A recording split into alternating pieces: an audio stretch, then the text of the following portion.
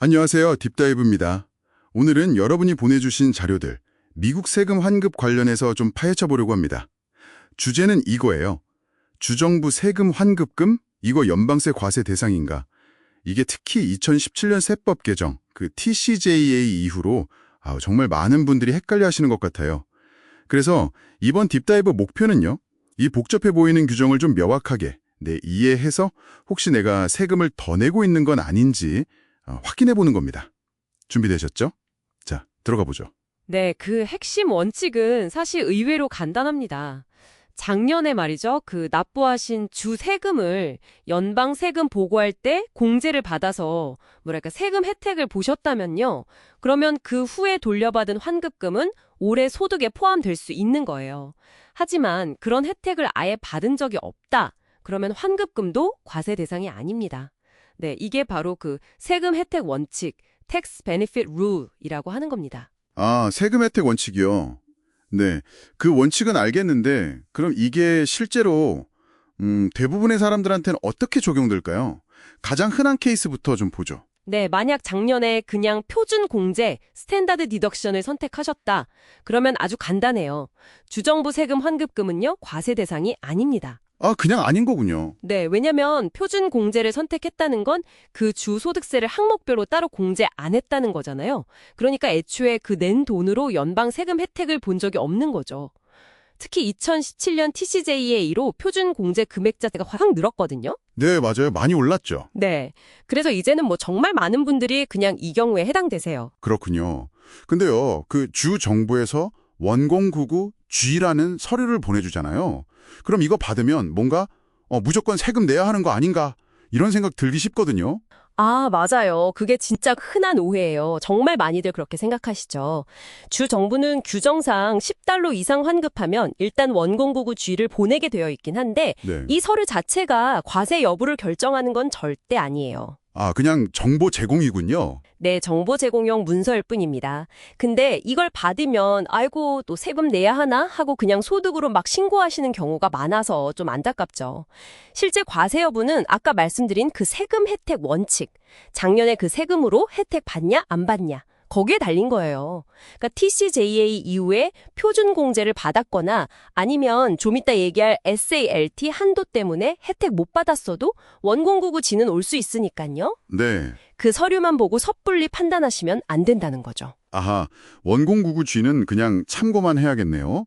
그럼 표준 공제는 명확한데 항목별 공제, 그 아이템아이즈드 디덕션을 선택했던 분들은 어떻게 되나요? 특히 그 SALT 한도라는 게 있다고 들었는데요. 네, 맞습니다. 바로 그 지점 때문에 항목별 공제를 했어도 환급금이 비과세인 경우가 생기는 겁니다. TCJA가 주 및 지방세, 이걸 SALT라고 부르는데 이 SALT 공제액에 연간 $10,000 상한선을 딱 걸어놨어요. 부부 별도 보급면 $5,000고요. 네, $10,000 한도. 그렇죠. 이 SLT에는 보통 재산세하고 주소득세 혹은 판매세 중 선택한 거 이게 포함되거든요. 근데 만약에 내가 낸 재산세만으로 이미 그 $10,000 한도를 넘거나 거의 꽉 채웠다. 그러면 같이 냈던 주소득세 있잖아요. 그거에 대해서는 사실상 연방세금 공제 혜택을 전에 못 받은 게 되는 거예요. 와, 그럴 수 있군요. 예를 들어 주시면 좀 더 와닿을 것 같아요. 네, 좋아요. 예를 들어서 재산세로 한 $20,000 내셨고 주소득세로 $8,000를 내셨다고 쳐보죠. 네? 그럼 총 낸 SLT는 $20,000인데 연방세금 보고할 때 공제받을 수 있는 SLT 금액은 최대 $10,000이잖아요. 그렇죠. 한도 때문에. 네, 그럼 이 경우엔 재산세 $12,000 중에서 $10,000가 먼저 공제가 되는 거예요. 그리고 주소득세 $8,000는 한도에 걸려서 연방공제 혜택을 하나도 못 준 거죠.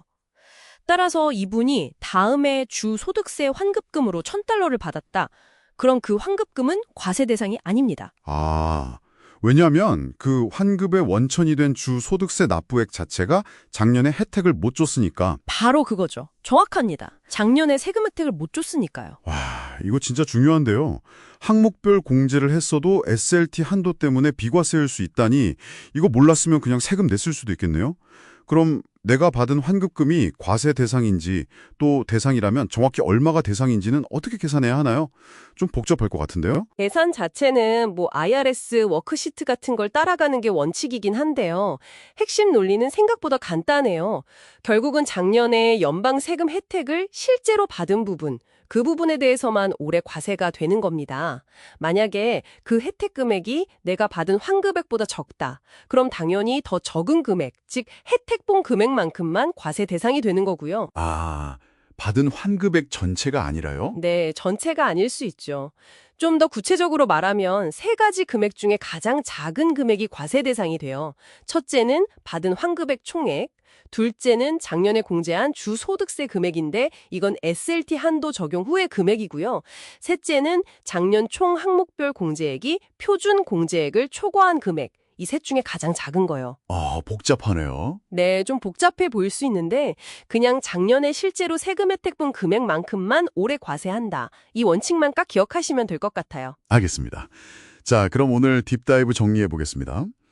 주정부에서 세금 환급금을 받으셨다면 1099G 서류 왔다고 해서 그냥 무조건 과세소득으로 보고하시면 안 된다는 거.